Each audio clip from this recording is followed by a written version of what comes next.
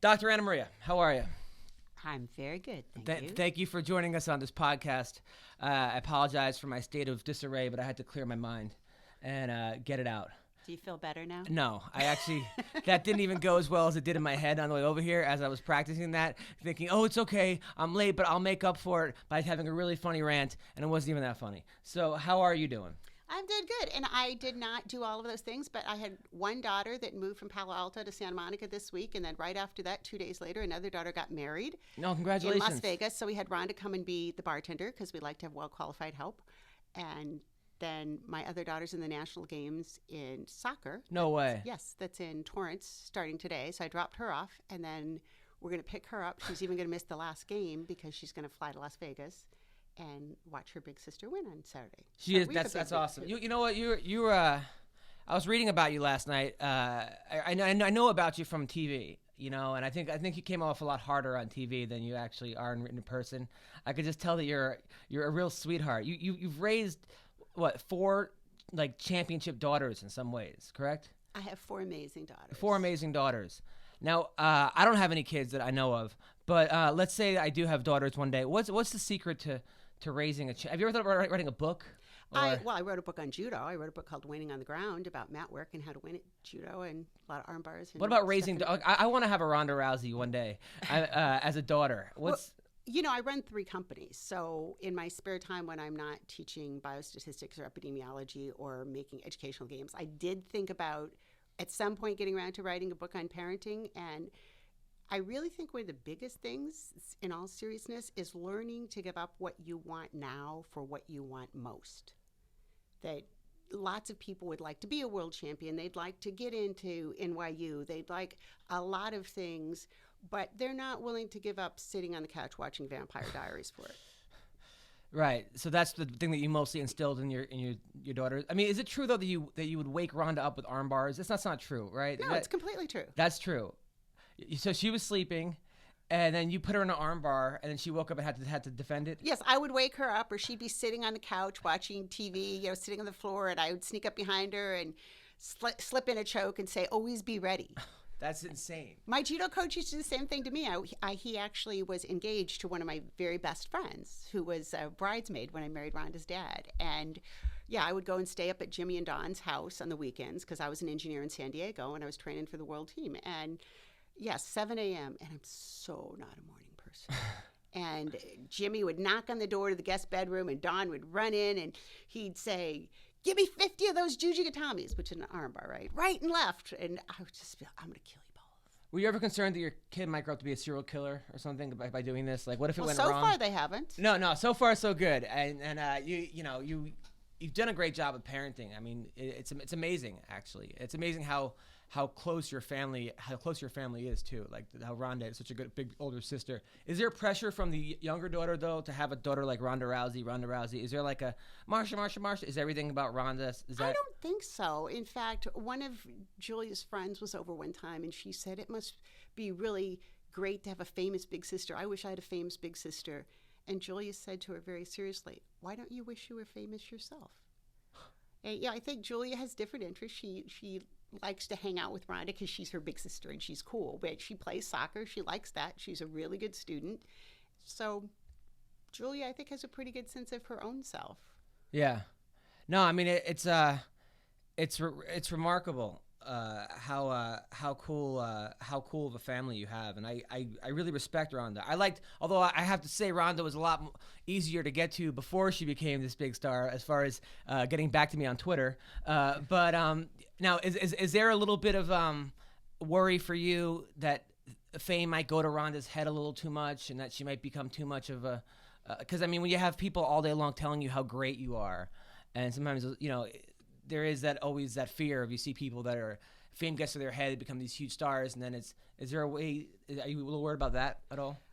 I was worried about it more earlier. I think she's a little bit older and a little more mature now, and also one of the advantages I think she has is we do have a really close family. Like at her sister's wedding, there are about 30 people there, so it's a really small wedding, and Rhonda's bartending and nobody's saying, oh, let me get a picture with you because, they're Jen's friends she met in 5th and 6th grade and her friends she met in high school and her cousin. And so it's all kind of like, well, I would like this kind of drink. So I think that's very good for her. There are times when I am not so comfortable with some of the people around all the time saying, oh, you're so great, you're so great, you're so great. And I told her, some of those people are just creepy. They're just polite stalkers. You should get rid of them. But she just rolls her eyes like most people do when their mothers No, talk I mean, to them. that's, and that's got to be, let's say a guy wanted to date Ronda. Did they have to go through you first? She's not old enough to date. I've heard differently, but let's say a guy seriously, because I know that there's sometimes like you have to get permission from like the father, and you're the parent in the house. Like let's say I wanted to go out with Ronda. Do I have to go? Does the mom have to like you? Well, she would well, all the girls, I think, if they're serious about somebody, would bring them over to the house, which I think men do too. When Jennifer, the one that just got married, when they were pretty serious, he bought her a plane ticket and they flew back to Vermont to meet his folks. And I think if you're serious about somebody, you want your family to like them. And if everybody in your family hates them, that's generally a clue. That's good. That's true. That's true. Very well said. Now, you yourself were the first women's judo champion in the world, the first U.S. How does a girl get into judo?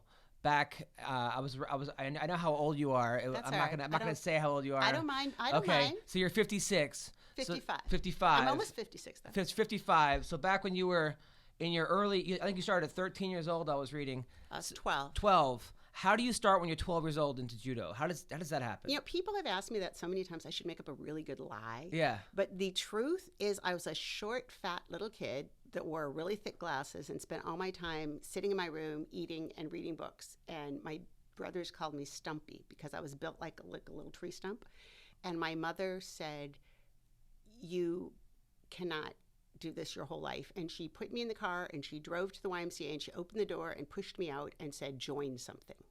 And back then, that was before Title IX. So lots of sports just said, we don't have girls. And my three choices were I could do swimming, which if you're a fat little kid, you don't want to wear a swimsuit. And I could do track, which if you're a short, fat little kid, you don't really run very fast. And I could do judo because the judo instructor allowed girls to do it. This is, it's so different than today where they could say, well, we just don't allow girls in here. And he had a sister who had wanted to do it. And by the time I started, she was a black belt. So he allowed girls. And I was real short, so I was hard to get underneath and get leverage. And I was real fat, so I was hard to push over. It's like a little dorm room refrigerator, if you can imagine trying to throw one of those. So I was good at it right away. And I had 3 brothers, so I could fight. Right. So do you wish that there was MMA now, there was a UFC now for you to join? No, because I'm the exact opposite. I think of lots and lots of people in sports that they retire from a sport and then they go into something related to that and, go into sports casting or something. And I retired from competition and went and got a PhD and specialized in applied statistics and started a group of technology companies. So it's not like if MMA had been there, I would have gone into that as a career. I mean, judo was something I liked to do. It was fun. I had a great time. And then I went and did something else. No, it's remarkable. And I read that you went to Japan when you were 18 and then I really was up looking at this stuff. You went to Japan and then you actually studied under this like great Japanese master judo person, right? And Osawa, yeah. Which I didn't even know he was really famous. I mean, I went to Waseda University because I didn't have any money, and my university had an exchange program with Japan where they basically exchanged bodies. Like 2 people from Washington University could go to Waseda, and 2 people from Waseda could go to WashU. And it's a really famous school. It's kind of like the Yale of Japan, and Osawa is one of the most famous judo instructors in the world. But yeah, I was just an 18-year-old kid, and it was the only place I could afford to get to, and I went there and stayed for a year because I couldn't afford to fly back and forth. Now, are you part Native American? Not at all. No. Not at all. No, my family's from Venezuela. Venezuela. I mean, they came. My grandparents came here before I was born. You do this thing where you help people on like reservations. Yes, yeah. I ended up when I got my PhD, I was in North Dakota, and they needed somebody to do work on the reservations, and I said, I am Latina from Los Angeles. No one knows less about North Dakota Native Americans than me, and they said, you won't be prejudiced, which is true. And I met some people there and started doing grant writing. We have a company that does educational games that teach math. It's sort of like if you're going through the woods and you're attacked by wolves and you're a little kid and you can only hit a wolf about every 5 times. So how many arrows do you need if there's 7 wolves? And if you had the wrong number of arrows, what would happen? Well, you would get eaten by wolves. And so in our game, that's what happened. Get the wrong math problem, you die. And then there's a little story that plays about the Sioux beliefs in afterlife. So you learn social studies, you learn math, and it's fun. That's nice of you. You're such a good person. Like, what I mean, do you have dead bodies somewhere or something? What's the... You've never really pissed me off, or you wouldn't think that. Wow, that's I could tell that you're tough. You do seem a little tough. Now you're on your third marriage. Are you still married, or are you yes, divorced? Okay, yes. so is this it? Are you done getting married? Or? Yeah, I think so. He's a pretty good guy. He has enormous patience. Really? Yes. And then all the girls like him, or were they judging him at first, or?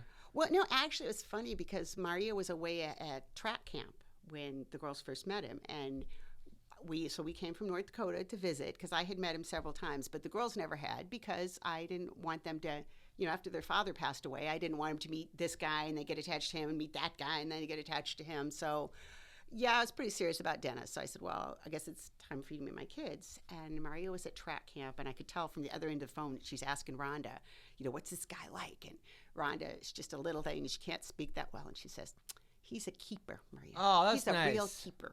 That's nice. I like that. That's good. She Rhonda. The thing about Rhonda is that I do jokes about Rhonda all the time. I would say things like if her fight goes to the ground, so will my pants, and like stuff like that. They were just jokes. And she hit me up on Twitter saying, "You make me laugh all the time. Thank you." She's got a really good sense of humor. She does. And she just so you know, my parents aren't on the ground when she's talking. They're just jokes. I'm a comedian. just to get to. I understand the concept. Okay. All right. Thank you very much. Now. I remember with Miesha Tate, she wouldn't shake Miesha's hand, and I think that she did herself a big disservice there. I mean, obviously not, because she's in 12 movies and has her own TV show, so obviously she's still people still want to see her. Hollywood loves her. But I think that I know that I coach wrestling for little kids. I've been doing it for 8 years. I coach guys and girls wrestling over in Brentwood. And, and I always tell the kids, shake your opponent's hand no matter what they do. And she said that Miesha insulted her family.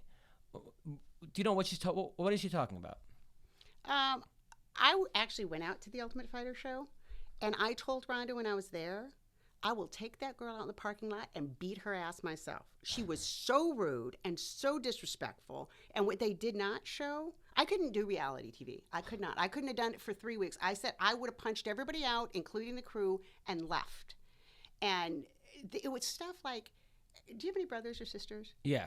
And do you ever have, one of them just pick on you and do stuff, and then you do something like punch him back, and they're like, Mom, and you get in trouble? I've yeah, of course. Imagine doing that for 12 weeks. Right. And they only show the part where you punch them. And it was pretty much like that Miesha would constantly be doing stuff to needle Rhonda, and then they wouldn't show any of that part, and they'd show Rhonda saying, fuck you, Miesha. And it was just really, really set up to be that way. And I told her, I'll punch her out myself. You want something? I mean, we make computer games. I'm sure I could talk to one of our animators, and there'll be things of Miesha having sex with any animal you want by tonight on YouTube. And Rhonda said, no, Mom, I gave Dana my word. I gave Dana my word that we would not get any physical fist fights on the set. We wouldn't do this. And even if she doesn't keep her word, I'm keeping mine. But what did she do to the family? When did she did something about you? Did I think she was just constantly saying disrespectful things to people and leaving around, nasty little notes and just stuff like that. Yeah.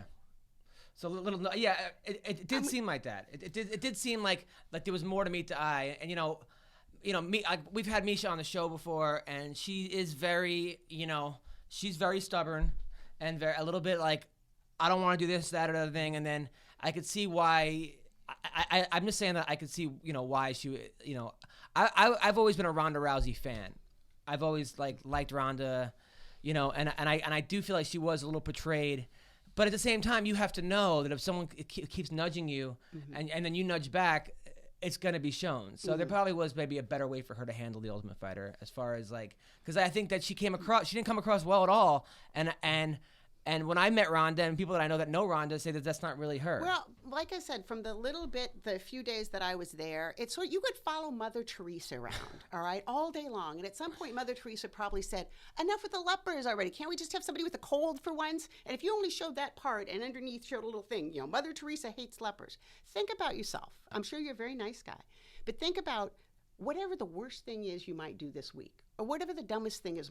If somebody follows you around 24/7 and they take the 30 minutes of the worst things you do in the whole week and put them together, you can look like the biggest ass. No, I was on Last Comic Standing, and they did that. Like, they would say things like, "Are you ready to? Are you ready to have a whatever?" And I'd be like, "Yes." And then when they showed me, they closed the clip. It was like they just edited out me saying yes and had to think of me like very upset, and then that was the reaction. So I know exactly how reality TV works, and I know exactly what you're saying. You know, and it shows that Ronda Rousey, it just seemed like Miesha and Ronda were just, that was the girl that really got her under, like with Sarah McMahon, she wasn't like that, or with, you know, Alexis, with Sarah Kaufman, she was a very good sport and very, you know, so, I mean, with Alexis Davis, you don't see the same type of Ronda Rousey. It just seems that Miesha Tate was the one person that really got under Ronda's skin, you know, and that's, everyone has that. Everyone has that one person that can get to you, you know, I know I do. Who is it? Who gets to me? Right now it's Jeremy Botter on Twitter. For some reason, this guy I don't even know this guy. I don't know who it is. Some guy who writes for Bleacher Report, which is a website that I like. But the guy keeps coming at me on Twitter for some reason, and I'm like, I don't know. He works for Fox Sports. Oh, maybe because I work. Yeah, maybe that's it. I mean, I have no idea who this guy is. All he wants to do is tell me how unfunny my jokes are and how much I suck and how much this and how I'm bad. I'm like, I wrote a joke last night. Like, Ronda Rousey said it's hard to have big boobs and be a fighter, but Roy Nelson disagrees. That's pretty funny. Right, Ronda's mom is laughing at this, right? But he's like, that's a horrible joke. And, you know, people call me sexist or misogynist. I'm like, really? It's like, it's gotten to the point where comedy, that's why I liked Canada. When I was in Canada, Canadians and Australians laugh at everything. They don't get offended by anything. And I understand, there are jokes that are offensive. If you do a joke about 9/11, a minute after 9/11 happened, right, I'd be like, come on. I'm from New York.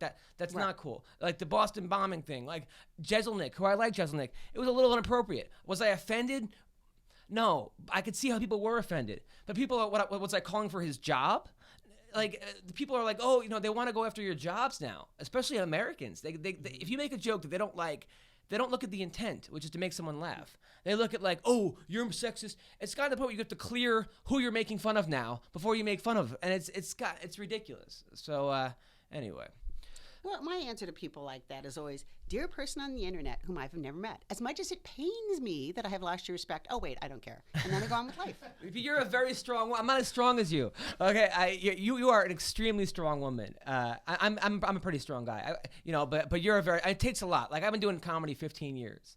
15 years of standing up, and I can't tell you how many times I've bombed because I've lost count. I've lost count of how many people didn't laugh. But you know, for me, I have to just keep going, keep moving forward. I think that's the key to everything. Right. Well, I mean, I make computer games, and always there's things that don't come out exactly the way you wanted them to, or it looked way better in my brain than it did once I programmed it, or there's stuff that you think is obvious that you should click there, but it is not obvious. I mean, everybody has that, and then you just do it again. And, you know, that whole saying where people say, oh, at the end of the day, there's another day, and you try again.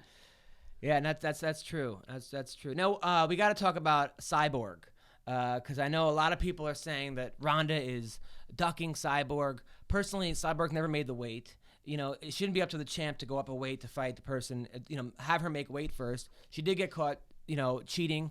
But at the same time, let's assume that Ronda gets past Alexis Davis, which is not going to be an easy task. The girl's a 2-time black belt and a tough girl. How do you see this fight going? Do you see that Ronda should move up? What are your thoughts on Cyborg? What do you think about Cyborg saying Ronda's ducking her?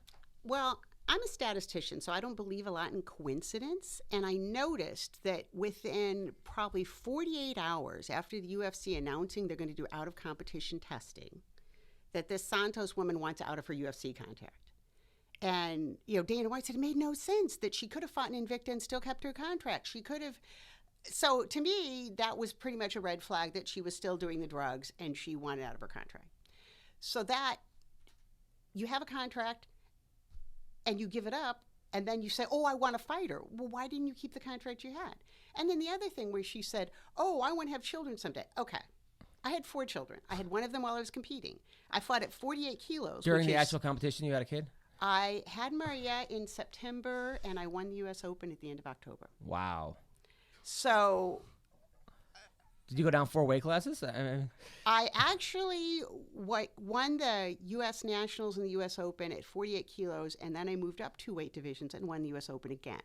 So that notion that you can't cut weight and it will somehow impair your ability to be a mother is absolutely false, and I can tell you that from absolute, complete personal experience. What happens, and this may be more biology than you want to know, but if you have a low percentage of body fat, it's difficult to get pregnant. Because, think about biologically, evolutionarily, there's a reason for that. You want to get pregnant, you go and you chow down on a few cheesecakes and you put on another, 3-4% body fat, and you will start ovulating again. So no, it's completely false. All right, go on. So all of her reasons or, non-reasons for pulling out of the UFC for not making the weight were totally bogus. So, you got pop cheated, you quit, you got out of your contract when they announced drug testing, and then you claim Ronda's ducking you and she should move up in weight and she should do this and she should do this to fight me. And nobody ever asked, why should she do all this?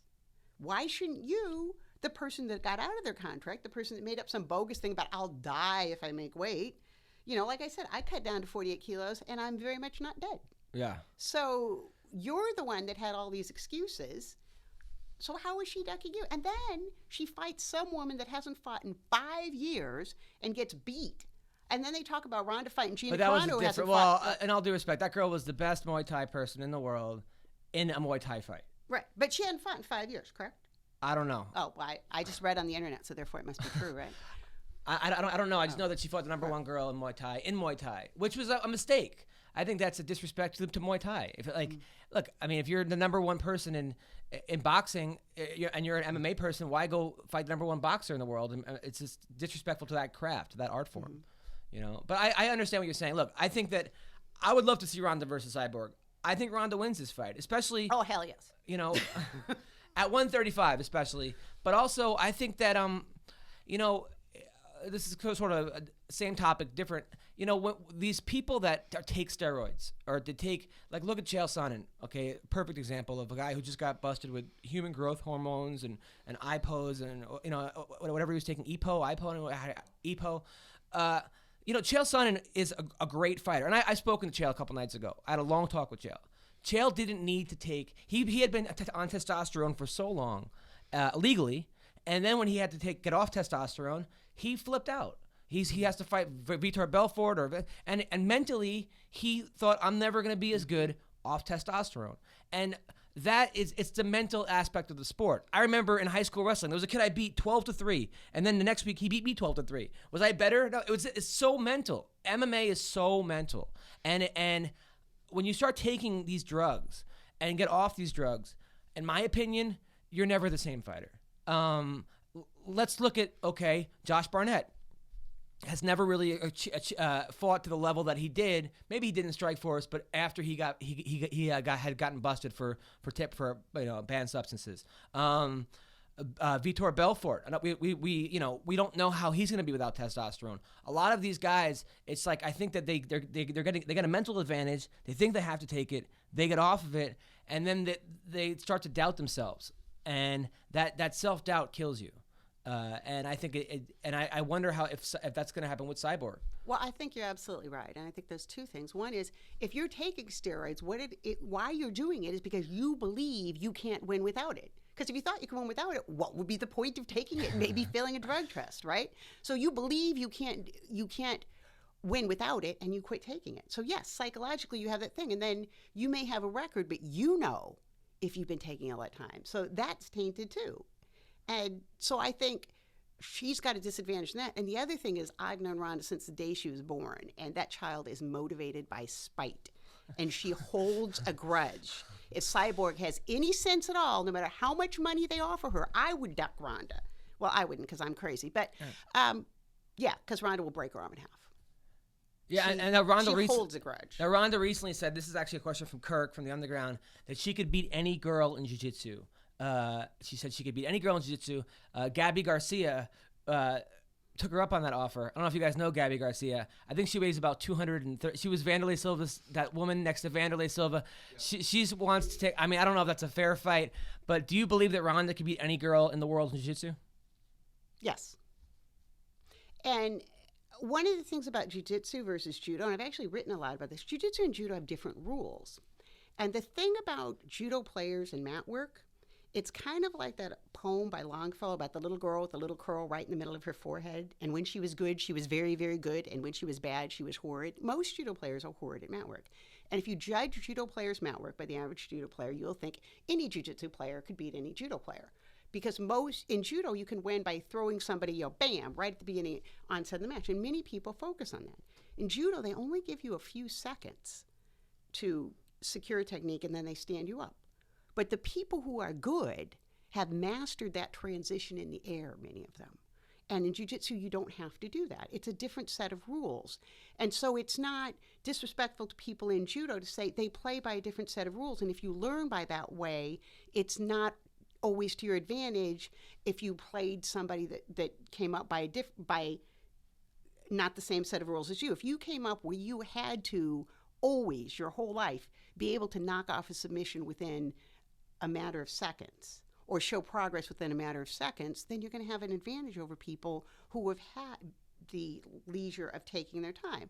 Now, in jiu-jitsu, you might say, and accurately so, that it's probably more representative of a real fight. In a real fight, they don't make you stand up every 3 seconds. But if you've trained that way, when you compete against somebody in jiu-jitsu, if you're good, you have an advantage. So, all right, so you're standing by Ronda's claims because Yes. a lot of jiu-jitsu world, like gold medals and world athletes are want to take her up on that offer, and they want to fight her in metamorphosis or grapple her in that, and Well, she may do that. I don't know. Ronda has a pretty full dance card. But I will say, when I started competing, there were no weight divisions for women. And that's why, and I was 103 pounds. And that's one of the reasons I got really good at arm bars. Because if somebody's 100 pounds heavier than you, you're an idiot to try and lift them up, right? Right. But if we get down on the ground and I can jump on your arm, it doesn't take that much to bend back, do a back bend on it, and you're done. So I think if you're really good at arm bars and chokes also, then it offsets some of the size advantage. But yeah, a lot of those things too. I mean, Ronda has to be intelligent in the choices that she makes because she has a huge number of options now, from movies to this person wants to fight her, that now, person do you wants get to worried fight her. though? Like, because I know sometimes you see it with like my buddy Mayhem Miller, who was a great fighter, and then he was on Bully Beatdown, and he started getting into that Hollywood bug. And I'm not gonna say I'm not gonna compare Ronda to Mayhem for obvious reasons, but there are like times where athletes get too involved in Hollywood. And if I'm doing movies and she's doing Entourage and Fast and the Furious, and I heard she has her own TV show coming out where she's going to star on a TV show, and do you get worried that a girl she goes up against a girl who's just training, who's doing nothing but training, is going to beat her because she's distracted and has all these things on her plate? No. And I have always thought that idea that you could do nothing but train was not completely true. When it really irritated me when I see a lot of Olympic level athletes say, "Oh, you have to give me money because I can't train." Because I was an industrial engineer and a single mom and won the world championships. You can do it. You can't train 12 hours a day. Your body will break down. A wise person, you cycle. And I don't mean cycling in the drug sense. Right. I mean that you train really hard for certain periods, and then shortly before the fight, or whatever event it is, you tend to taper off and let those little micro muscle tears heal up, and then you have your event, and then you take off a little bit and work on developing endurance or strength, and and heal up, and then you do it again.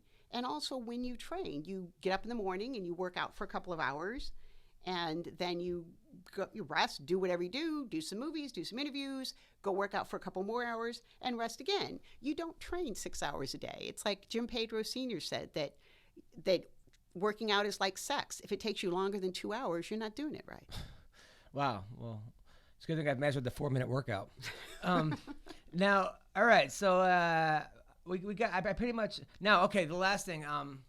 So Gina Carano, which I'm actually in a way happy she's not coming back, because I think Ronda said she wanted to fight her next, and that fight would be huge, do huge numbers, but I think it would be a complete mismatch because Ronda is so much, she's been doing it, and Gina takes 6 years off. You can't take 6 years off or 5 years off or whatever years off and come back. What are your thoughts on Gina Carano? Well, that's what I was saying before about, and you said it was an unfair comparison, but that, and I don't even know how you say it, that Muay Thai fight, Yeah. that woman supposedly took 5 years off. Yeah. And she won. So I think it's very difficult to do from personal experience. You take a couple years off, it's hard to come back. I did at one point, took a couple years off to go to graduate school and then came back and within a few months was number one in the U.S. again and winning international competitions. So it's possible to do. I don't know enough about Gina Carano and the type of training she's been doing while she's laid off. If she's been going to the gym and training hard every day, then it's probably more feasible for her than if she's been, sitting on the couch eating bonbons every day. And I have no idea. I still think Ronda will beat her. Right. But how easy she will be to beat depends on what she's been doing the intervening time, and I just really have no idea. And finally, do you ever get nervous when when Ronda's in there? I mean, how nervous do you get about? I know if I had a daughter and she's getting punched in the face, I would be scared shitless for her.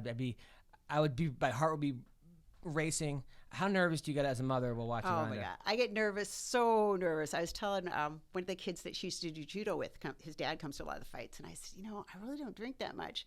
And he said, you always say that, but every time I see you, you're like 2 martinis in. But I said, you always see me at her fights, So you get drunk during her fights? I usually have, we have my company always has a tweet up before the fight, which basically is because I'm always so nervous that I'm going to be drinking anyway. So our marketing person said, well, let's call it a tweet up and invite our customers and buy everybody wines. Well, are you nervous? Well, come on. You shouldn't be getting drunk during Ronda's fights. You have to be, she needs you as far as full. She knows what to do. And I always see those coaches, if you go to an event and they're telling the athlete, do this and do that and do this. I went to something years ago. I was fighting in the Olympic festival, and the other women's coach was saying, and I want you to do your tight turn, I want you to do this, and I want you to do that. And he looks over at my coach, Jimmy Martin, and says, aren't you going to tell her to do anything? And Jimmy says, I had the last 6 months to tell her what to do.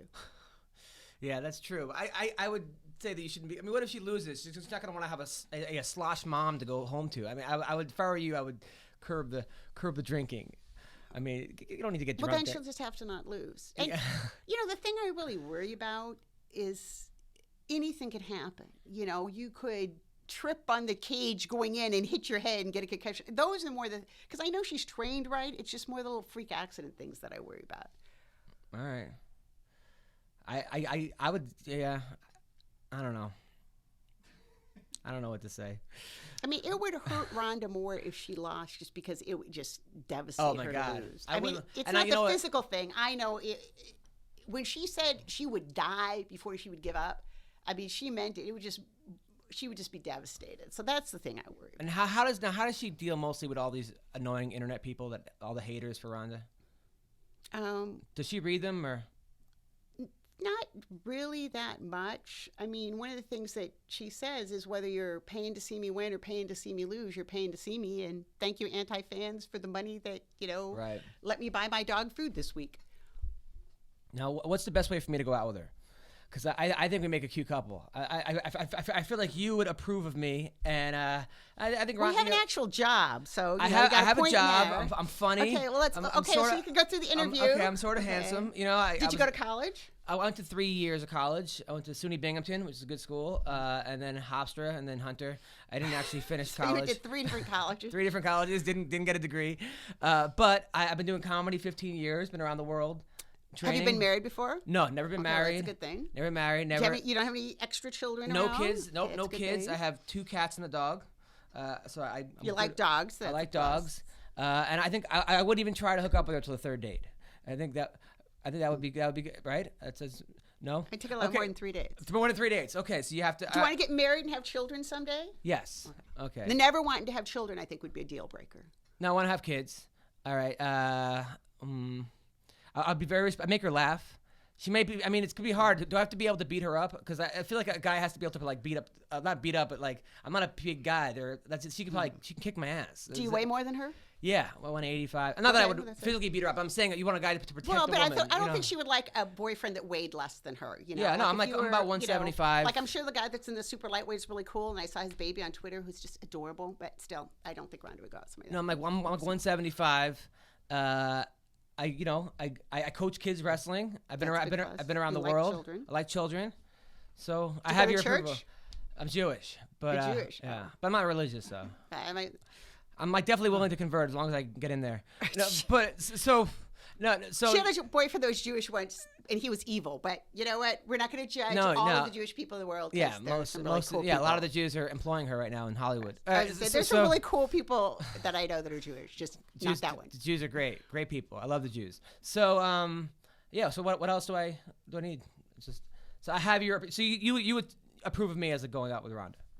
I don't know if I would approve of you. I would disapprove of you less than some people. I like that. I think that's a good start. That's as close as you're gonna get.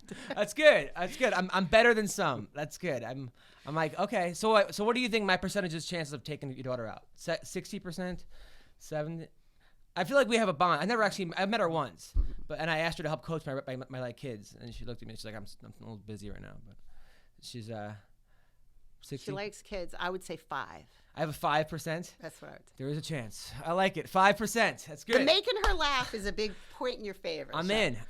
Well, listen, it's an honor to have you on the show. Thank you for. Do you want to stay for the interviews as far as the Phil Baroni and Hector Lombard? You're more than welcome. Well, no, actually, I have to because I have a real job. You have a real job. Okay. All right. Well, thank you. So where can people find you? Dr. AnnMaria on Twitter, and our company website is www.7, which is the number 7, generationgames.com. So you can kill things and get smarter. I love it. Well, thank you so much. It's such an honor to have you on the show.